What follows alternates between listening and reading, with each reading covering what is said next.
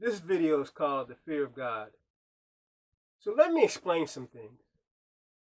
This one thing would change a lot of things, or shall I say, problems. The fear of God is also why I serve God. I love God now, but I feared him first. Then learned that he loved me. He loves me more than I love myself. So I'm always, lately, I'm only sometimes feeling like I'm cheating on God. I've become a servant, a better servant over time. The message I need everyone to understand is how powerful the fear of God is. This is why churches keep your eyes and attention on the New Testament.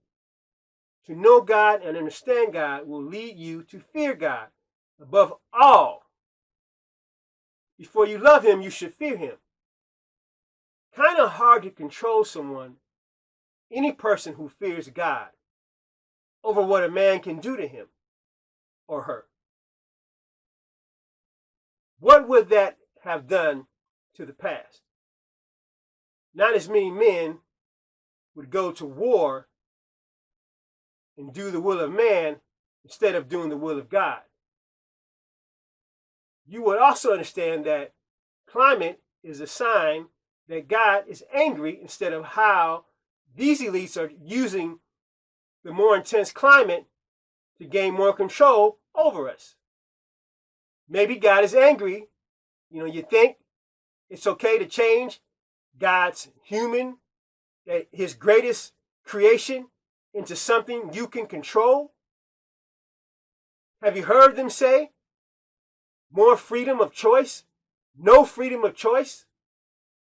Those days are over. That's what they're saying. That's what I heard one of them say. Now that they can also control some of the weather, they think they're gods. The reality is that they can only control rain. Maybe if you met, I think that I heard something about earthquakes, but controlling the weather would mean having the ability to stop a tornado. If your state is steadily experiencing bad, severe storms, your leaders might be doing something, probably something to piss God off. God is responding by tearing up your lands, houses, in some cases, killing a few.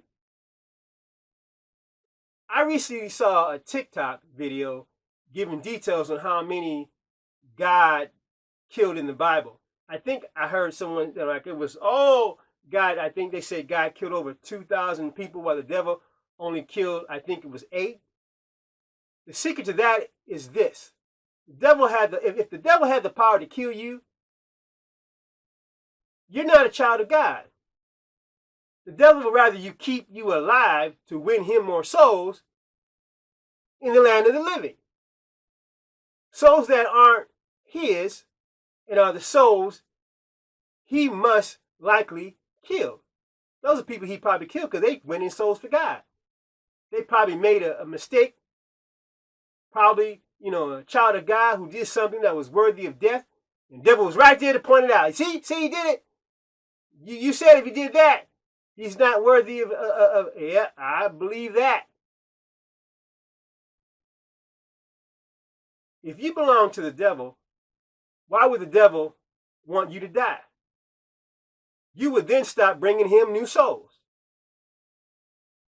I would bet that most of the people that God killed wouldn't stop trying to kill God's children. Why? Because they didn't fear God. What would you do if somebody wouldn't stop trying to kill one of your children? This is why God says to separate yourselves from the ungodly. This is also why, if you're a godly person, you must move from that bad neighborhood. You can't even buy your son a nice pair of shoes because your son would die for them shoes if you live in the wrong neighborhood. So don't be listening to somebody telling you you need to stay in the neighborhood if you want to buy your son something as simple as a nice pair of shoes. I got a son who's got school colors that are red, black, and white. My son couldn't wear those shoes in the neighborhood I grew up in without someone trying to kill him for those shoes. Either because he's wearing the wrong color shoes or because somebody liked the shoes and can't afford to buy them shoes and they'll kill him for them shoes. And you expect me to want to live in that neighborhood again? No, thank you. If we or they stop what they're doing, I believe the tornadoes would stop or wouldn't be as bad. That's just my opinion. I have no real control over the situation. I just know how I would feel if someone started changing my creation that isn't broken, just so they can have control over them when I gave them choice. When God, as our creator, gave us all these things and just asked us not to choose to do anything he told us not to do. Because once you do that, you'll die. Your soul is dead when you choose to disobey. What was the first thing God said there? He said to be fruitful and multiply. How many men are actually running institutions and not doing that one thing? Large institutions. And not following the first commandment. God said he got all these commandments and he gave that one first. How important was that commandment? But I'm not going to, once again, it's a choice. You do not choose that, that's your choice. I just know if they continue to do what they're doing, things are going to get worse. The weather is going to get worse. And who would know? I have to believe they've been advised. I saw an advisor who would know get a standing ovation from our leaders. He would know based on past experiences that have been recorded. Why? While they are the biggest advocates of getting the masses to avoid the lessons, words, and stories of the power, greatness, and understanding of the power of the fear of God. They want you to fear them more than anything else, when you should be fearing God. Just think of how the world would be if most people believed that God was watching their every move in life. Later to be held accountable for the good and the bad, punished for the bad, but greatly rewarded for the good. Of course, you got to do, have some God's mercy, because none of us was perfect but him. But if you knew that God was watching your every move, if the men of old knew that God was watching them, would they have done those things? I believe if you have enough good intentions, God knows that no man or woman is perfect. God is good, and having a good heart, I'm sure he'll reward you. Give you forgiveness for the things you have done. What kind of world would we have if we took the responsibility to live a good life and do no harm to any other? Just that alone. Understanding that if we do some harm to someone else, God will do some harm to us. What type of world would we have if we lived that out and stopped fearing what man would do instead of fearing what God would do? Because man would have to crucify you for you to disobey what God told you to do. And God told us to be nice to even our enemies.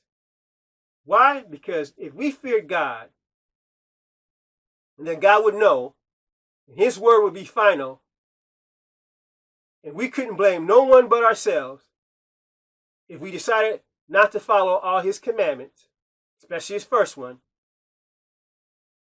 We treat even our enemies like we love them. I said that earlier. That was one of his orders to us. Be kind to your enemies. You know why? Because if you be kind to your enemy, he might not be your enemy after a while. If you feed your enemy, you think he's going to hate you as much later on? I know we live in a better world. This would be especially true of the first words, commandments spoken to man, which was, if that was followed, be fruitful and multiply. If there is no confusion in that statement, for God is not in the midst of confusion. If God isn't present, I not wish to go. It's as simple as that. No confusion. If you choose to be confused, then you be confused. But the one thing I know, the God I serve, he's not confused. And nor does he choose for me to be confused. And I choose not to be confused. Tell me what you think. Like, comment, share, follow or subscribe. Thank you for your time.